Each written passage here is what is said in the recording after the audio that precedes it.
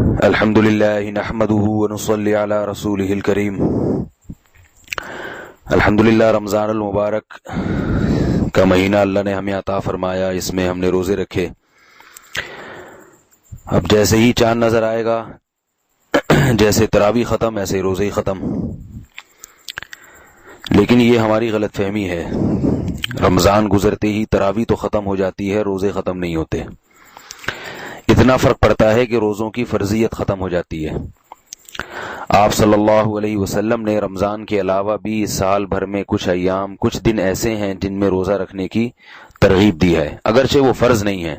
نہ رکھیں تو کوئی آدمی، کوئی شخص رمضان کے علاوہ پورے سال ایک روزہ بھی نہیں رکھتا تو گناہ نہیں ہے، حرام ناجائز نہیں ہے، لیکن روزے کا ثواب بہت ہے۔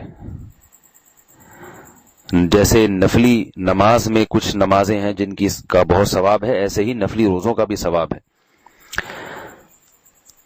حدیث میں ہے، رسول اللہ صلی اللہ علیہ وسلم نے فرمایا، رمضان کے بعد سب سے افضل ترین روزہ محرم کے مہینے کا روزہ ہے، یعنی 9 اور 10 محرم یا 10 اور 11 محرم۔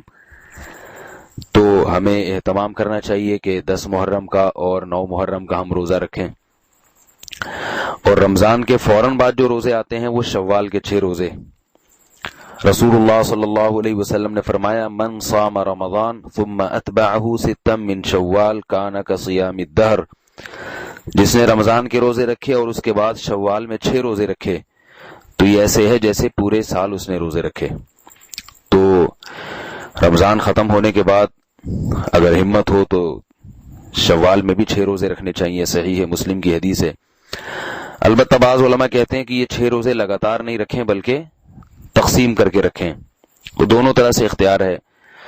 پورے شوال میں آپ کسی بھی دن 6 روزے رکھ سکتے ہیں، یعنی ضروری نہیں ہے کہ لگاتار 6 روزے کریں، بلکہ ایک ہفتے میں 2 روزے رکھ لیے، پھر اگلے ہفتے میں 1 رکھ لیا، اس طرح کر کے تقسیم کر کے بھی شوال کا مہینہ گزرنے سے پہلے 6 روزے رکھنے کی بہت فضیلت ہے۔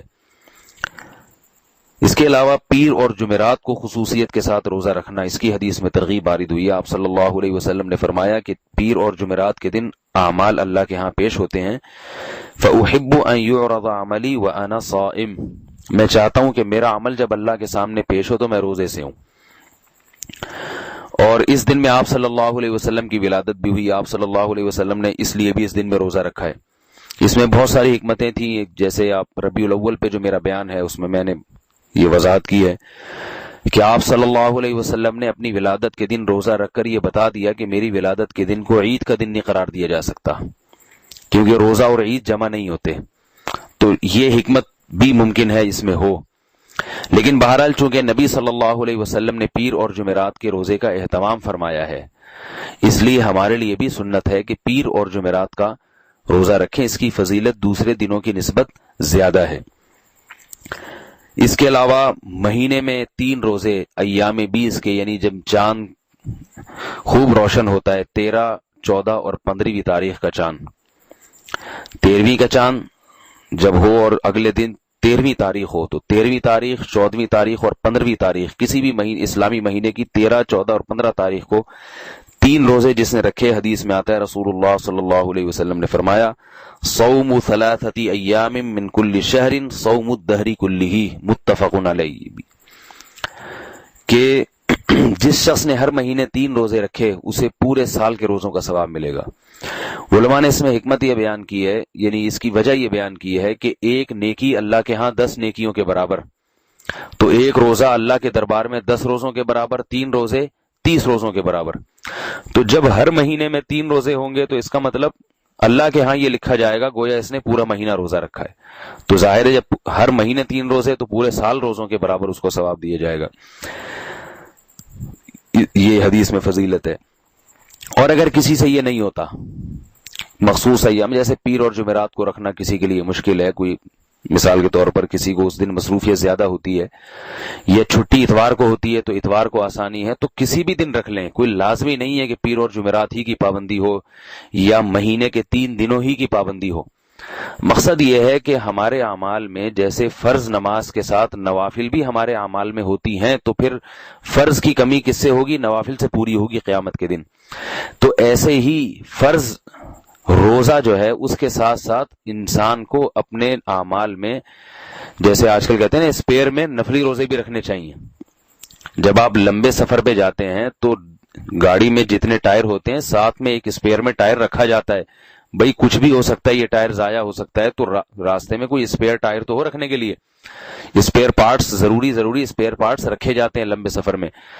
تو آخرت کا جو اتنا لمبا سفر ہے، اس کے لیے بھی جو آخرت کی ہمیشہ کی زندگی ہے، اس میں صرف فرائض پر اکتفا نہیں کرنا چاہیے. فرض روزوں کے ساتھ ہمارے اعمال میں پورے سال میں کچھ نفلی روزے بھی ہونے چاہیے. تو آپ بہتر تو وہ ہے جو آپ صلی اللہ علیہ وسلم نے ایام بتائے ان میں رکھیں، ورنہ جن ایام میں آپ کو سہولت ہو. بعض دفعہ ایسا ہوتا ہے کہ آپ کو گرمیوں میں رکھے ہی نہیں جاتے، آپ کہتے ہیں ہم سردیوں میں رکھیں گے، تو آپ سردی میں رکھ لیں، سردی میں تھوڑے زیادہ رکھ لیں تاکہ گرمی کی بھی تلافی ہو جائے، گرمی میں جو روزے نہیں رکھے. تو کسی بھی طرح سے ہو، بہتر تو یہ کہ جو ایام بتائے وہ ہیں، نہیں تو آپ کو جیسے ممکن ہو، جیسے آسانی ہو، روزے ہم سب کو کچھ نہ کچھ رکھنے چاہیے تاکہ ہمارے اعمال میں نفلی روزے بھی موجود رہیں. اللہ تعالیٰ کو روزے کی عبادت بہت ہی پسند ہے. کتنے صحابہ ہیں جن کے اسلاف اور کتنے اسلاف ہیں جن کے واقعات ہیں کہ موت کے وقت وہ روتے تھے. غالباً حضرت جابر رضی اللہ عنہ کا واقعہ ہے، یہ حضرت معاذ ابن جبل، ان دونوں میں سے ایک صحابی ہیں، مجھے پوری طرح نام یاد نہیں. ان کے جب موت کا وقت آیا تو وہ رو رہے تھے. تو کسی نے پوچھا آپ روتے کیوں ہیں، کیا موت سے ڈر گئے؟ فرمایا نہیں، میں جو اللہ کے لیے بھوکا پیاسا رہتا تھا روزہ رکھ کے گرمی میں، اور شدید پیاس لگتی تھی اور شدید بھوک، تو اللہ کو راضی کرنے کے لیے جو یہ تکلیف اٹھاتا تھا، اس تکلیف کی لذت سے محروم ہو رہا ہوں، اب روزوں کا دروازہ بند ہو رہا ہے میرے لیے. تو اسلاف جو تھے ان کو اللہ کے لیے بھوکا اور پیاسا رہنے میں مزہ آتا تھا. تو جب کوئی شخص روزہ رکھ کے بھوکا اور پیاسا رہتا ہے اور اس کو تکلیف ہوتی ہے، تڑپتا ہے اس کا دل پانی کے لیے، روٹی کے لیے، کھانے کے لیے، لیکن وہ نہیں کھاتا کیونکہ اللہ ناراض ہو جائے گا، تو اللہ کو اپنے بندے کی یہ ادا بہت پسند آتی ہے. تو ہم نے تو اللہ ہی کو راضی کرنا ہے. مصیبت ہم لوگوں کے ساتھ یہ ہے کہ ہم کھا کے اللہ کو راضی کرنا چاہتے ہیں. آج آپ دیکھ لیں جتنی بھی عبادتیں کھانے سے، جو کھانے پینے سے متعلق ہے نا، وہ تو زندہ ہو رہی ہیں. عقیقہ کرتے ہیں بچوں کا، ٹھیک ہے، سنت ہے وہ بھی، لیکن چونکہ کھانے کا تعلق ہے اس سے، لہذا سارے عقیقہ کرتے ہیں، کوئی بھی ناغہ نہیں کرتا عقیقے میں. اور مردوں کے بعد جو، میت کے بعد جو تیجے 40 میں جو فضول رسومات ہو رہی ہیں وہ بھی پابندی سے ہو رہی ہیں. کھا کھا کے موٹے موٹے ہوتے چلے جا رہے ہیں اور سمجھ رہے ہیں کہ اس سے اللہ راضی ہو جائے گا. ایک صاحب میرے پاس آئے، کہنے لگے کہ میں جو کھانا کھاتا ہوں اس میں اپنے والد صاحب کے ایصال ثواب کی نیت کر سکتا ہوں کیا؟ یعنی کھانا کھاؤں تو جو ثواب ملا ہے وہ والد صاحب کو بھی پہنچ جائے. میں نے کہا اللہ کے بندو، کھانا کھانے سے ثواب نہیں ملتا، پیٹ بھرتا ہے، خون بنتا ہے، توانائی آتی ہے. ثواب تو بھوکا رہنے سے ملتا ہے، روزہ رکھنے سے ملتا ہے. تو روزہ رکھ کے ثواب پہنچائیں والدین کو کہ اللہ میں روزہ اس لیے رکھ رہا ہوں تاکہ تو میرے روزے کے عمل کی لاج رکھ کے میرے والد صاحب کی مغفرت کر دے، میرے دادا کی مغفرت کر دے. تو بھوکا رہنا عبادت ہے، کھانا ضرورت ہے ہماری. اس سے دو فائدے اور ہوں گے. ایک تو میں نے عرض کیا نا کہ آخرت کا تو فائدہ ہے. بہرحال حدیث میں آتا ہے کہ اللہ نے جنت کا ایک دروازہ صرف روزے داروں کے لیے رکھا ہے، اس کا نام ہے ریان. ریان کہتے ہیں سیراب کرنے والا، کیونکہ روزے دار دنیا میں سیراب نہیں ہوا، بھوک اور پیاس برداشت کی ہے، تو اللہ نے ایک جنت میں دروازہ کا نام ہی ریان، کہ یہاں جو آئے گا سیراب ہوگا، یعنی اس کو عام جنتیوں سے بھی زیادہ لذت کی چیزیں دی جائیں گی جس سے اس کی طبیعت سیراب ہو جائے گی، خوش ہو جائے گی. تو روزے میں جہاں آخرت کا فائدہ ہے، دنیا کے دو فائدے روزے میں انسان کو حاصل ہوتی ہیں. ایک فائدہ قوت برداشت، جب بھوکا پیاسا رہتا ہے نا انسان تو برداشت کی قوت پیدا ہوتی ہے.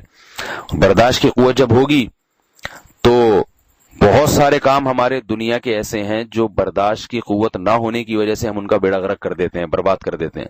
تو جیسے جیسے انسان میں قوت برداشت پیدا ہوتی ہے تو دنیا کے کاموں میں بھی ہوگی. ہر چیز کو ٹائم دے گا، استقامت کے ساتھ برداشت کرنا سیکھے گا. گھر میں بیوی کی برداشت کرے گا، بچوں کی برداشت کرے گا، بچے باپ کی برداشت کریں گے، ماں کی برداشت کریں گے. نتیجہ کیا نکلتا ہے؟ گھر کا ماحول بھی اچھا ہوتا ہے. اب ہماری چونکہ ہر خواہش پوری ہو جاتی ہے تو ہم میں تکلیف اٹھانے کی طاقت ہی ختم ہو گئی ہے، ذرا سی ٹینشن برداشت نہیں کرتے. تو بھوک اور پیاس کی مصیبت برداشت کریں گے تو باقی چیزوں کا برداشت کرنا آسان ہو جائے گا. یہ جو ڈپریشن کا مرض ہے نا آج کل زیادہ تر، یہ صرف اس لیے پیدا ہو رہا ہے کہ ہماری ہر خواہش پوری ہوتی ہے، پھر کوئی خواہش چونکہ پوری نہیں ہوتی تو ہم گھبرا جاتے ہیں. کسی نے بتایا سویڈن میں سب سے زیادہ خودکشی کا ریشو ہے، حالانکہ سویڈن ٹینشن فری ملک ہے، اور تجزیہ نگاروں کا کہنا ہے کہ سویڈن میں خودکشی کا ریشو اسی وجہ سے زیادہ ہے کہ اس میں ٹینشن بالکل نہیں ہے. روزگار بھی ہے اور امن و سکون بھی ہے، سب کچھ ہے۔ تو اب وہ اتنی ترقی کر لی انہوں نے کہ اب وہ ذرا سی ٹینشن برداشت نہیں کرتے، کوئی ذرا سی قدرتی آفت آئی یا کوئی مسئلہ خراب ہو گیا تو خودکشی کر لیتے ہیں، برداشت نہیں ہوتی۔ ہم لوگ چونکہ لوڈ شیڈنگ کے مارے ہوئے لوگ ہیں اور بجلی بھی نہیں ہے، گیس بھی نہیں ہے، تو ہم لوگ بہت سی چیزیں برداشت کر لیتے ہیں۔ تو بھوک اور پیاس کو جس نے برداشت کرنا سیکھ لیا، اللہ اس میں قوتیں، ایسی دفاع کی قوت پیدا کر دیتے ہیں، برداشت کی قوت پیدا کر دیتے ہیں۔ دوسرا فائدہ جسمانی، کہ انسان کی صحت بہت اچھی رہتی ہے۔